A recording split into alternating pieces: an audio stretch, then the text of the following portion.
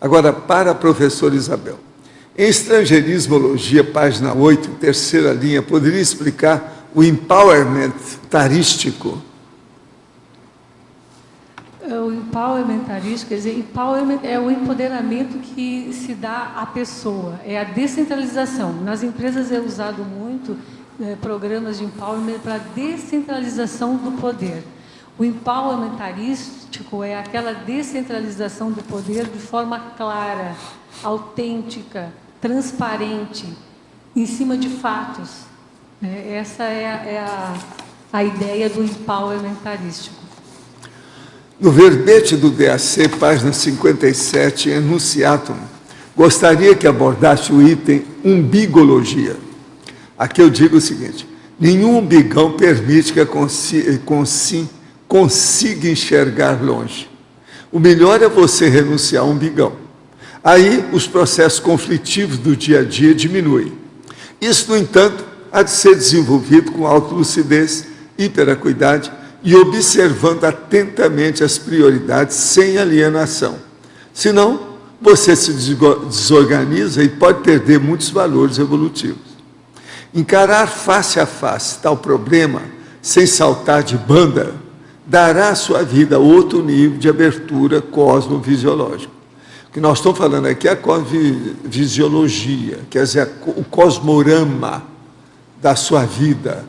Então, veja, isso aí é importante a gente notar como é que a gente reage perante as coisas do cosmos e sem aumentar os nossos conflitos íntimos. Professor, assisti comentários do senhor sobre antifisiologia em relação à homossexualidade e lesbianismo e fui aprofundar um pouco nesse assunto usando o princípio da descrença. Até agora, pelas recentes pesquisas da área da genética, encontrei algo falando sobre essa questão, mas é antigo e ultrapassado. Não encontrei fatos, estudos recentes para apoio sobre o processo antifisiológico. Veja, eu sei a crítica que se tem a respeito da ciência convencional por não considerar o parapsiquismo. Mas uma coisa é certa, que contra fatos não há argumentos. Quer dizer, contra para fatos não há contra-argumentos.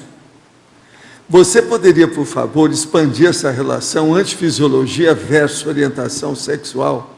Não, o que eu quero dizer é o seguinte: sobre o processo de antifisiologia em si, o problema da homossexualidade, do lesbianismo, a gente não precisa debater isso, né? Isso não é controvertível. Uma pessoa é você fumar pela boca e outra coisa é fumar pelo nariz. Outra coisa que eu falo é o seguinte: uma coisa é você pôr a luva na mão, outra coisa é você querer colocar a luva no pé. Outra coisa também é o seguinte: você usar o sapato no pé. Você não vai pôr o sapato na mão. Então, veja, isso é a antifisiologia. Quer dizer, você recebe um instrumento para se manifestar, o androssoma ou o ginossoma, que tem umas instruções de uso. Aquilo já saiu da fábrica daquele jeito. Se você, então, mudar, as coisas mudam de figura. Então, por exemplo, você não vai querer pegar um liquidificador para servir de rádio, para pegar uma rádio emissora com liquidificador. Não é para isso que ele foi feito. Então, tudo tem um processo, uma instrução de uso. Cada máquina foi feita para isso, e o corpo humano é uma máquina das mais inteligentes que tem, principalmente o órgão aqui de cima, que é o chamado cérebro. O cérebro é fora de série. Agora, o que se passa? Muita gente fica preso no problema, principalmente do coração, e não raciocina com o cérebro. A pessoa só pensa no cuore, no coração. Então, por exemplo, eu geralmente falo aqui o seguinte, só vou ler para vocês uma pensata sobre esse assunto. O coração, ou músculo cardíaco, é um órgão estático. 2 pontos. Desde que começa a bater, ele não para. Sempre igual. Até a dessoma da pessoa. Quer dizer, até desativar o corpo humano, ele é do mesmo jeito. Ele não evolui e nem desenvolve. Apenas faz o serviço secundário de manutenção. O Laboratório de Pesquisa de Desenvolvimento e Progresso da Consciência que leva a consinha a sair da pasmaceira é o cérebro, ou seja, o mental soma, o paracérebro. As glias, ou as ligações entre os neurônios, crescem durante a vida humana toda. Quanto mais a pessoa tem experiência, mais ligação ela vai fazer entre os neurônios na cabeça.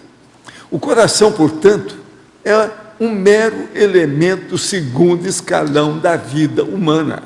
Ele não tem essa bola cheia que os medíocres atribuem a ele aí, na poesia, na literatura, nessa bobajada toda que tem. Isso tudo é tolice. Agora, a hora que as pessoas entram nessa tolice, colocando o coração acima dos processos do próprio cérebro, então o problema de usar antifisiologia é mais do que a gente já espera que isso aconteça. Por exemplo, uma antifisiologia muito comum.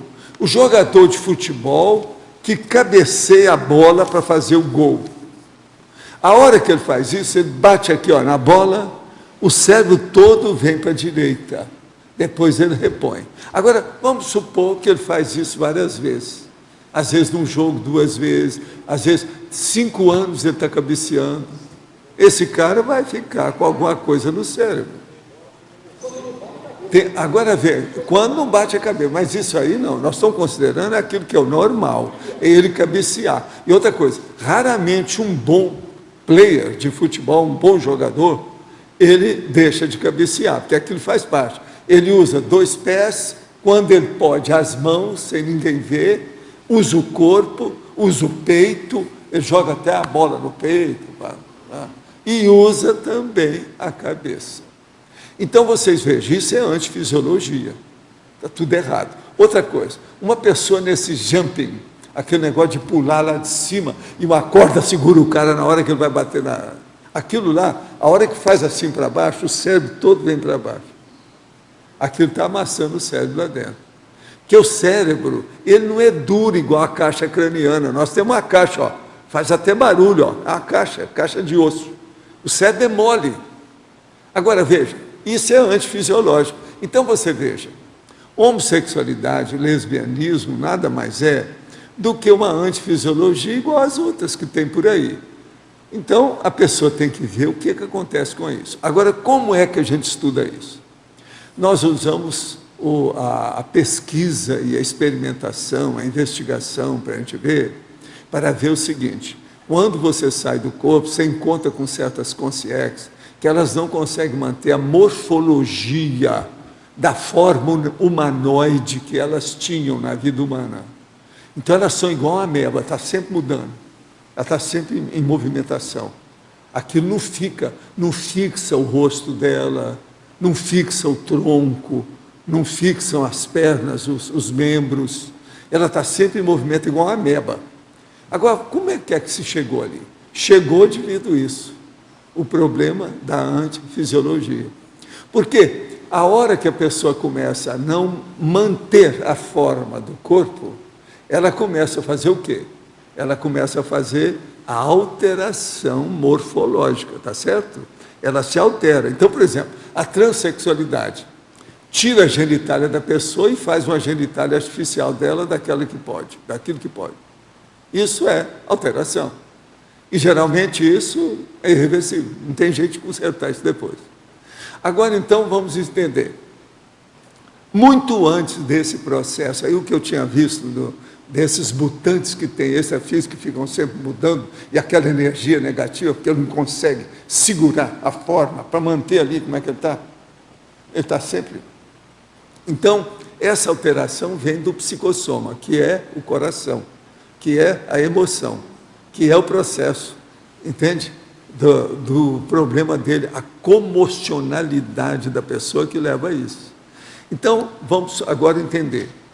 Muito antes dessa cirurgia da transexualidade, porque você sabe, isso é do século, o último século para cá. Isso não havia antes. Hoje é que eles conseguem fazer uma plástica adequada do homem, tira, então, toda a genitália e faz ali, imita um processo da genitália feminina, aquele negócio todo. Então, aí é que cria mesmo aquela personalidade com bastante alteração. Essa aí, então, mudou tudo. ele vinha para ser uma máquina e virou outra máquina. Agora, o que se passa? Nessa ocasião, que ainda não se fazia cirurgia, eu falava assim, o dia que tiver a cirurgia da transexualidade, as pessoas vão querer voltar atrás e elas não vão conseguir. Está tudo acontecendo aí. Muita gente já fez a transexualidade, mas o homem não se sente bem como mulher, quer voltar e não tem mais jeito. Fica sem jeito. Tudo do jeito que eu tinha previsto. Agora, por quê? A previsão era óbvia. Porque os homossexuais e as lésbicas, eles não têm satisfação do ponto de vista da sexualidade deles. A excitabilidade, ela nunca sacia no caso deles. Por quê? Eles estão fora do processo, você está entendendo? Da própria função que deve ser exercida. O sexo, a genitália feminina e masculina, foram feitas para ser usadas de um jeito. Não adianta forçar aquilo, porque senão não vai satisfazer. Pode a pessoa ficar psicologicamente excitada, arranjar uma coisa, mas aquilo vai ser esporádico. Mas um processo natural tem que seguir o processo natural.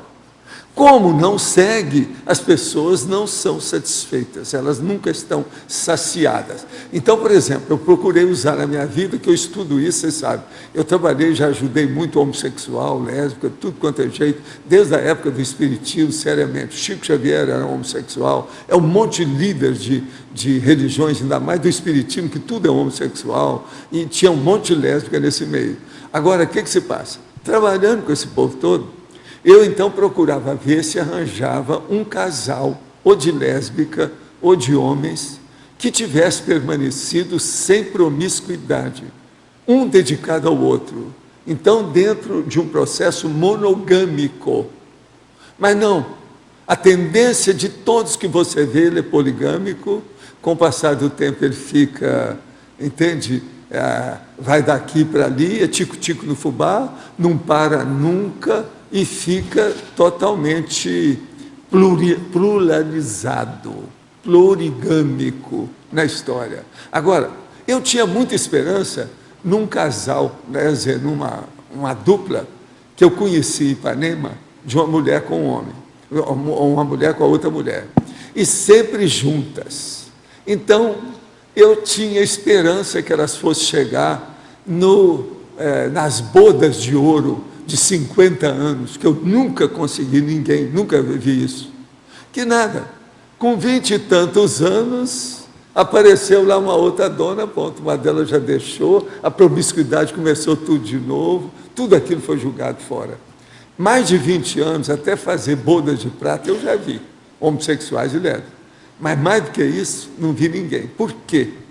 Eles são promíscuos. Por quê? Estão sempre querendo satisfazer aquilo que não satisfaz a eles. Vocês estão entendendo como é que é? Agora, com isso, da alteração de forma, de uma vida para outra. Então, por exemplo, uma pessoa, ela esteve nessa vida um corpo de homem, mas ela não quis, fez a transexualidade. Então, ela voltou para a intermissão e depois voltou numa nova vida. Na nova vida, ela vem com um corpo de mulher. Ela aí também já não quer o corpo de mulher, ela está querendo ser homem. Você está entendendo? Porque aquilo não satisfaz. Então, aí é que dá alteração patológica do processo morfológico. É isso aí que uma boa parte de homossexuais não entende nada e nem pensa, quando a gente fala nisso. Hoje em dia não se pode nem falar isso aí oficialmente nas coisas, sobre a antifisiologia, que eles acham que não é politicamente correta, essa bobagem que tem por aí. Isso tudo está errado. A gente tem que alertar esse povo. Muita gente já deixou a sexualidade, porque a gente explica esse processo da antifisiologia. E a pessoa se sente bem depois disso. Arranja até filho, casa, dá tudo certo. Eu já vi vários casos comigo, em 50 anos, 60 anos que eu estou trabalhando com esse povo. Eu sei como é que é. Então, o processo da morfologia precisa de ser mais ventilado, falado. Agora, os homossexuais não tocam nisso. Ninguém fala em antifisiologia. Você está vendo, ó, ele mesmo falou que procurou, não achou nada aí, ó, a pessoa que está estudando isso. Entendendo? Porque eles não falam. Está errado. O que é que se passa? Existem os paramutantes. São esses que não... A base é por aí, é a alteração da morfologia, é a antifisiologia. Tem que estudar isso aí. Pegando um gancho, professor, desse negócio da antifisiologia, o que tem acontecido muito com jogadores de futebol, só para pegar um exemplo até mais prático, eles vêm aqui para o mundo, para a vida, franzinos, e aí eles tomam um monte de anabolizante para crescer o muscular. Não, mas aí esse está aí estourando, pirado, não, né? aí está estourando o joelho, Esse está aí são estourando o piradas. calcanhar. Agora, muitos homossexuais, Tá estourando elas tudo. não são piradas. São gente muito inteligente, às vezes são verdadeiros gênios. Eu acho que a pessoa tem liberdade de fazer o que ela quiser. Ela escolhe o gênero que ela queira.